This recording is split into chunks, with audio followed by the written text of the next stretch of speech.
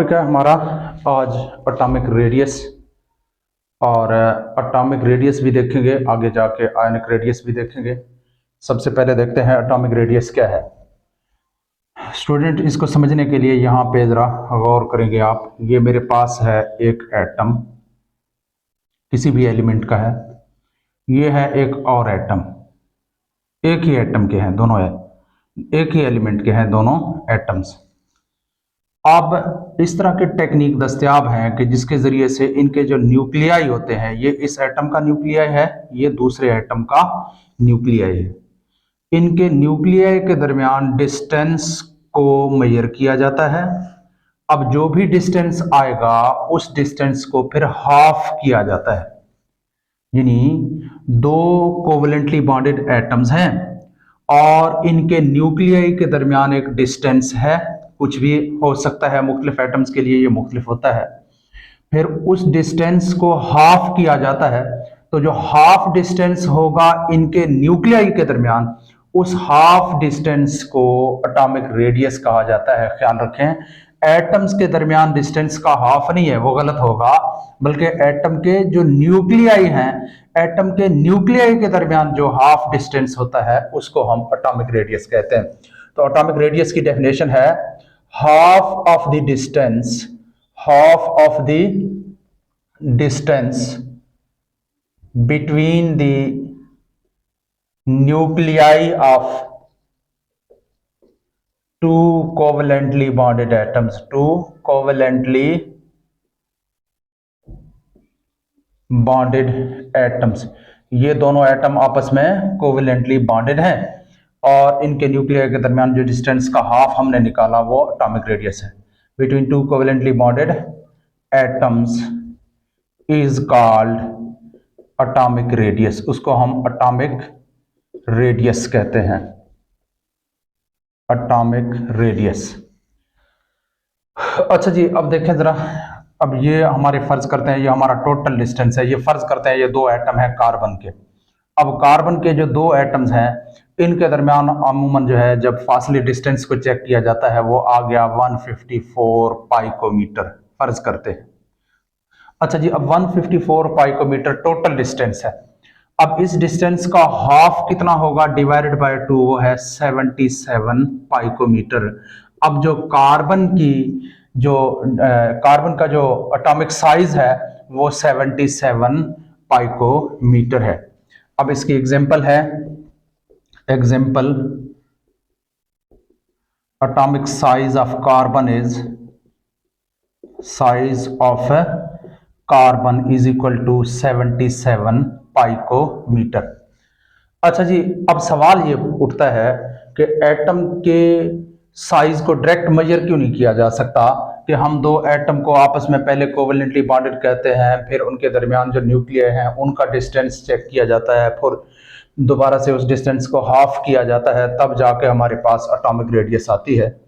अब इसको directly measure क्यों नहीं किया जा सकता, इसलिए कि एटम का साइज बहुत छोटा होता है और आम ऑप्टिकल माइक्रोस्कोप से एटम को देखा नहीं जा सकता और पॉसिबल नहीं है कि उनके एटॉमिक साइज को मेजर किया जा सके। इसलिए क्या किया जाता है, इस तरह के टेक्निक दस्तयाब हैं कि जो दो एटम के न्यूक्लियर के दरमियान डिस्टेंस को मेजर कर सकता है, इसलिए उस डिस्टेंस को मेजर करके फिर इसका हाफ निकाला जाता है। अच्छा जी, नेक्स्ट हम देखेंगे एटॉमिक रेडियस का ट्रेंड देखेंगे पीरियोडिक टेबल में।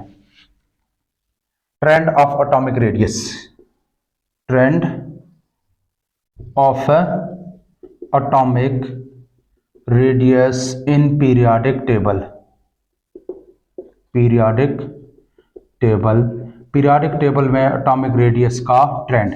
अब ट्रेंड से मुराद ये है कि जब हम एक पीरियड में लेफ्ट टू राइट चलते हैं तो देखेंगे कि एटॉमिक रेडियस जो है एलिमेंट के कम होते जाएंगे या बढ़ते जाएंगे। इसी तरह से जब हम एक ग्रुप में टॉप टू बॉटम जाते हैं तो फिर देखेंगे कि एलिमेंट के जो एटॉमिक रेडियस हैं वो बढ़ते जाएंगे या कम होते जाएंगे। इस तरह से हमने ये देखना है। अच्छा जी, अब ट्रेंड को देखने के लिए हम आगे जाएंगे। ट्रेंड को देखना है, पहले हम देखेंगे ट्रेंड को एक ग्रुप में, फिर पीरियड के अंदर। अच्छा जी, तो एटॉमिक पीरियोडिक टेबल में चूंकि दो चीज़ें हैं, एक ग्रुप है एक पीरियड है, तो इसलिए अब हम पहले देखेंगे trend in a group, trend of atomic radius in a group, atomic radius in a group. एक ग्रुप में हमेशा हम टॉप टू बॉटम जाते हैं। जैसे पहले ग्रुप की बात करते हैं, हाइड्रोजन है, लिथियम है, सोडियम है, पोटाशियम है, रुबिडियम है, सीजियम है और फ्रांशियम है। अच्छा जी, अब हम इस ग्रुप में डाउन दी ग्रुप जाएंगे और देखेंगे कि जब हम टॉप टू बॉटम जाते हैं तो एलिमेंट के जो रेडियस हैं, जो एटॉमिक साइज हैं, वो बढ़ेंगे या कम होंगे।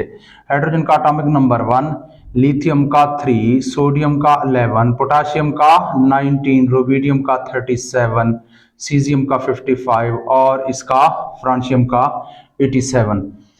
अच्छा जी, अब मैं आपको ट्रेंड बता रहा हूं कि ट्रेंड ये है कि एटॉमिक रेडियस क्या करता है, increases down the group, increases down the group. जब हम एक ग्रुप में नीचे की तरफ जाएंगे तो एटॉमिक रेडियस इंक्रीज होगा। अब इसके पीछे रीजन क्या है, क्या वजह है कि एटॉमिक रेडियस जो है वो डाउन दी ग्रुप इंक्रीज करता है। अब देखें, हाइड्रोजन ये है इसका न्यूक्लियस, इसके इलेक्ट्रॉनिक कॉन्फ़िगरेशन करेंगे तो इसके पहले शेल में एक इलेक्ट्रॉन है। अब लिथियम पे जाएं, ये देखें, ये न्यूक्लियस, पहले शेल में 2 इलेक्ट्रॉन, दूसरे शेल में 1 इलेक्ट्रॉन। सोडियम पे आते हैं, न्यूक्लियस, पहले शेल में 2, दूसरे में 8 और तीसरे में 1 इलेक्ट्रॉन, क्योंकि एटॉमिक नंबर 11 है। अब मैं नीचे नहीं जाऊंगा। अब आपको ये बात समझ में आ गई है कि जब हम डाउन दी ग्रुप जा रहे हैं तो एटॉमिक साइज बढ़ रहा है, और साइज के बढ़ने की वजह क्या है अब आपको नजर आ रहा होगा। देखें, इसका एक शेल है, इसके 2 शेल हैं, ये और ये, इसके 3 शेल हैं, ये और ये। तो जैसे जैसे हम एक ग्रुप में नीचे की तरफ जाएंगे तो एलिमेंट के नए शेल्स ऐड होते जाएंगे। तो नए शेल्स ऐड होने की वजह से इनका साइज जो है वो इंक्रीज हो जाता है। तो रीजन क्या है, because new shells are added, new shells are added when we move from top to bottom in a group। जब हम एक ग्रुप में ऊपर से नीचे की तरफ जाएंगे तो नए शेल्स ऐड होते जाएंगे। नए शेल्स के ऐड होने की वजह से एटम का जो साइज है वो इंक्रीज करता जाएगा। यानी अगर आप यहाँ पे गौर करें तो इन सब का इस पीरियड के अंदर जितने भी एलिमेंट होंगे, यानी आगे तो है एक हीलियम है, इस पीरियड में जितने भी एलिमेंट होंगे सबका एक शेल होता है। इसमें जितने भी होंगे सब में 2 शेल होते हैं, इनमें 3, इनमें 4, इनमें 5, 6, 7 सो ऑन, इस तरह से चलता है। जैसे जैसे पीरियड चेंज होता जाएगा शेल बढ़ते चले जाएंगे। अब हम इसका ट्रेंड देखेंगे ट्रेंड इन अ ग्रुप हमने देख लिया। अब देखेंगे trend in a period, in a period. जब हम एक पीरियड में लेफ्ट टू राइट जाएंगे, क्योंकि पीरियड में हम हमेशा लेफ्ट टू राइट जाते हैं। ये देखें, मैं दूसरे पीरियड के एलिमेंट की बात कर रहा हूं और यहाँ पे एग्जांपल के तौर पे उनको लिख रहा हूं। मेरे पास है लिथियम एटॉमिक नंबर 3, बेरिलियम 4 और बोरान 5। खैर यहाँ गैप है, आपने सिर्फ समझने के लिए मैं ये कर रहा हूं। और उसके बाद है बोरान के बाद है कार्बन 6, नाइट्रोजन 7, ऑक्सीजन 8 और फ्लोरीन 9 और नियॉन 10। अच्छा जी, ये हम लेफ्ट टू राइट जा रहे हैं एक पीरियड के अंदर, और एक पीरियड में लेफ्ट टू राइट जब हम जाते हैं तो देखेंगे कि एटॉमिक रेडियस कम होगा कि बढ़ेगा। अच्छा जी, अब मैं आपको बता रहा हूं कि जब हम एक पीरियड में लेफ्ट टू राइट जाएंगे तो एटॉमिक रेडियस जो है वो डिक्रीज करेगा, decreases from left to right, left to right, left to right atomic radius decrease करेगा। अब इसके पीछे रीजन क्या है?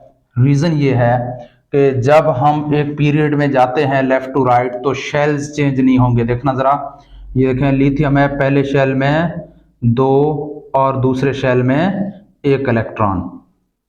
इसी तरह से बेरिलियम में पहले शेल में 2, दूसरे में 1 इलेक्ट्रॉन, 2 इलेक्ट्रॉन।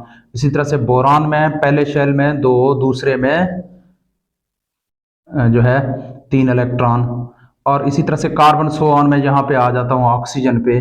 न्यूक्लियस है, पहले शेल में 2 और दूसरे में 6 इलेक्ट्रॉन, क्योंकि एटॉमिक नंबर 8 है। अच्छा जी, तो इसी तरह से हम जाते हैं एंड पे नियॉन तक। न्यूक्लियस है, पहले शेल में 2, दूसरे में 8 इलेक्ट्रॉन। अब हो क्या रहा है?